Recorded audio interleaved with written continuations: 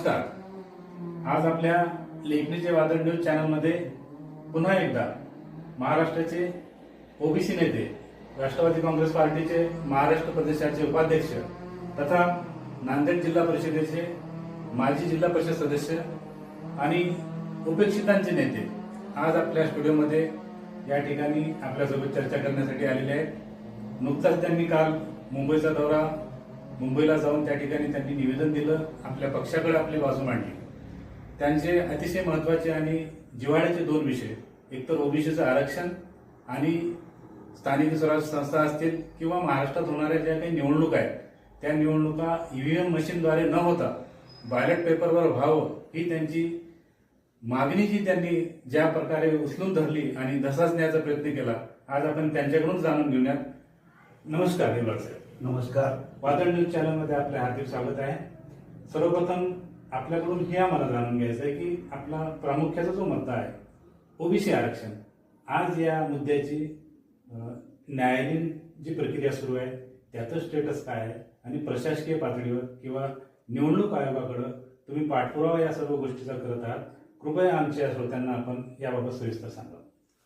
मी प्रथम लेखणीचे वादळ आणि आपले श्रोते यांना धन्यवाद देतो, कारण ही जी आमची डोक्यातली कल्पना आहे जी आणि जे निवडणूक आयोगाकडे आम्ही रिक्वेस्ट केलेली आहे, पक्षालाही ते पत्र दिलेलं आहे की सध्या जिल्हा परिषदच्या निवडणुकाच्या विषयी ओबीसीचं आरक्षण वाढलेलं आहे, 50% वर गेले, असं म्हणून ओबीसीना डावलण्याचा कट कारस्थान या महाराष्ट्रात सुरू आहे. विकास किसन गवळी नावाच्या व्यक्तीने मागच्या 2021ला एक पिटिशन दाखल केलं आणि ओबीसीचं आरक्षण हे कमी झालं पाहिजे हा प्रयत्न केला. त्यामुळे जिल्हा परिषदच्या निवडणुका पेंडिंग राहिल्या, 3 वर्ष पुढे ढकलल्या. त्या 6 मे 2025ला आणि 16 सप्टेंबर 2025ला सुप्रीम कोर्टाने आदेश देऊन 27% ओबीसीना आरक्षण देऊन या निवडणुका घ्याव्यात असा आदेश दिला आणि 31 जानेवारी 2025च्या आत घ्याव्या असा निर्देश दिला. त्यानुसार या निवडणुका सुरू होत्या. त्याचमध्ये हा विकास किसन नावाचा गवळी तो सुप्रीम कोर्टात गेला आणि 50%च्या वर आरक्षण गेलं म्हणून ओबीसीवर त्यांनी आरोप केले. पण वस्तुस्थिती त्यांनाही मी विनंती करतो आणि आपल्या माध्यमातून शासनालाही विनंती करतो, निवडणूक आयोगालाही सांगतो, कारण सुप्रीम कोर्टामुळेच 27% ओबीसीना आरक्षण देण्याचा निर्णय मंडल आयोगाला लागू झाला, त्या केसमध्ये झालेला आहे. इंदिरा साहनी खटल्यामध्ये 27% आरक्षण देण्याचा निर्णय झाला. त्यामुळे 96च्या निवडणुका, 97च्या, 2002च्या निवडणुका, 2007च्या निवडणुका, 2017च्या निवडणुका 27% ओबीसीला आरक्षण देऊन संपलेले आहे. आणि आता जे उद्या 32 जिल्हा परिषदेच्या निवडणुका आहेत त्यामध्ये 12 जिल्हा परिषदमध्ये 50%च्या आत आहे, म्हणजे तिथल्या ओबीसीला 27% आरक्षण मिळणार आहे. 50%च्या आत आहे आणि 50%च्या वर गेलं म्हणून तिथल्या ओबीसीचं आरक्षण कमी केलं जाणार आहे. हा खटला आहे. म्हणून सर्वोच्च न्यायालयाला सुद्धा आणि कायदे पंडित कुणी असतील त्या सर्वांना आमचं आव्हान आहे की बाबा त्या लातूर जिल्ह्यातल्या ओबीसीला 27% आरक्षण आणि नांदेड जिल्ह्यातल्या ओबीसीचं आरक्षण कमी टक्के होणार आहे, म्हणजे हा कुठला न्याय आहे?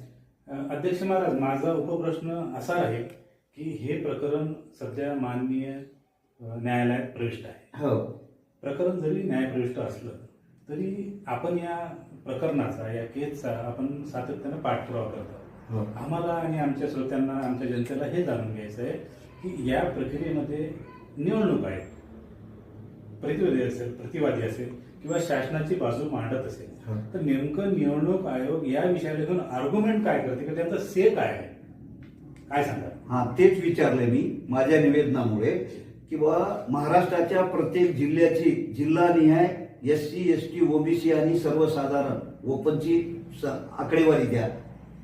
त्याचबरोबर जिल्हानिहाय निघालेलं आरक्षण द्या. आरक्षणाची पद्धत अशी आहे, संविधान घटनेपासून 1951 पासून SC आणि STला लोकसंख्येच्या प्रमाणात वाटा आहे. आता उदाहरणार्थ पालघर या जिल्ह्याची लोकसंख्या 15 लाख वोटर आहे ग्रामीण, नगरपालिका महानगरपालिका सोडून जिल्हा परिषदेचा जो मतदार आहे तो 15 लाख. 15 लाखामध्ये 10 लाख एसटी मतदार आहे. 10 लाख म्हणजे जवळपास 70% जर ते एसटी असतील तर त्यांना 70% वाटा एसटीच्या जागा जाणार आहे. उर्वरित जागेवर एससीच्या लोकसंख्येच्या प्रमाणात वाटा जाणार आहे आणि सरसगट ओबीसीला 27% द्यायचं आहे, ते 100%च्या वर जाणार आहे. म्हणजे ज्या जिल्ह्यामध्ये एससी एसटी ओबीसीचं पॉप्युलेशन जास्त आहे तिथं 50% ओपनचा आग्रह कशासाठी? विकास किसन गवळीला आम्हाला सांगायचं आहे किंवा ते वाशिम जिल्ह्याचे आहेत म्हणून कळते, मला नक्की माहित नाही. पण ज्या जिल्ह्यामध्ये एससीचं पॉप्युलेशन जास्त, एसटीचं पॉप्युलेशन जास्त, तिथंच ओबीसीचं आरक्षण वर गेले. जिथे कमी आहे तिथे 50%च्या आत आहे. म्हणजे मी तुम्हाला माफ करा, मी तुम्हाला थांबवतो वेळासाठी की हा विषय कॉन्ट्रोवर्शियल होत आहे किंवा किसन गवळी जे कोणी आहेत याचिकाकर्ते त्यांचं म्हणणं काय आहे नेमकी हे आम्हाला, आमचा संभ्रम आम्हाला सुद्धा दूर करून घ्यायचा आहे आणि आमच्या जनतेला सुद्धा हे जाणून घ्यायचं आहे की त्यांनी ओबीसीचा मुद्दा घेऊन जे रिट पिटिशन फाईल केलं किंवा त्यांनी न्यायालयामध्ये ते केले, नेमकं त्यांचं म्हणणं काय आणि परिस्थिती काय आपण कृपया सांगा. आजच्या मॅटरमध्ये आज जे त्यांचं मॅटर सुरू आहे त्यामध्ये ते 50%च्या वर आरक्षण जाता कामा नये हा मुद्दा घेऊन आहे. मग त्यांच्या लक्षात असं आलं पाहिजे ते ओबीसी आहेत म्हणे स्वतः. ओके, पण ते कोणते ओबीसी आहेत मला माहित नाही. पण एससी एसटीचं आरक्षण कमी करताच येत नाही कारण त्यांना लोकसभेत आणि विधानसभेत वाटा आहे. बरोबर, लोकसंख्येच्या प्रमाणात. आता नांदेड जिल्ह्यात सुद्धा लोकसंख्येच्या प्रमाणातच वाटा आहे. 65 जागेमध्ये 13 जागा एससीला जातात, 6 जागा एसटीला जातात, 19 जागा गेल्या आणि ओबीसीना 65 मध्ये 17 जागा मिळत आहेत. आता ओबीसीना जर 17 जागा आहेत, 65 मध्ये 17, 50%च्या वर आम्ही गेलो कुठे? मग याला जोडून माझा प्रश्न असा राहील की नुकत्याच नगरपालिकेच्या निवडणुका झाल्या. आपल्या जिल्ह्यापुरता जरी आपण विषय घेतला, 2 डिसेंबरला मतदान झालं आणि काही ठिकाणी 50%च्या वर आरक्षण गेलं म्हणून काही ठिकाणी पुन्हा आता काल निवडणुका झाल्या. तर हा नेमका प्रकार काय होता, मग कसं ते पुढे गेलं किंवा मग संबंधित यंत्रणा जी आहे किंवा निवडणूक आयोग जो आहे मी या गोष्टीचा अभ्यास करून त्यांनी आरक्षण काढलं नसावं का? कृपया सांगा. नाही, ते कालचं आरक्षण त्या मुद्द्यामुळे गेलं नाही नगरपालिकांचं. नगरपालिकांच्या बाबतीमध्ये सुप्रीम कोर्टाने काही निवडणुकीला स्थगिती दिली नव्हती. सगळ्या निवडणुका झाल्या पाहिजे पण त्या मॅटरच्या अधीन राहू. जे आता जे मॅटर आहे त्याचा निकाल अजून लागलेला नाही.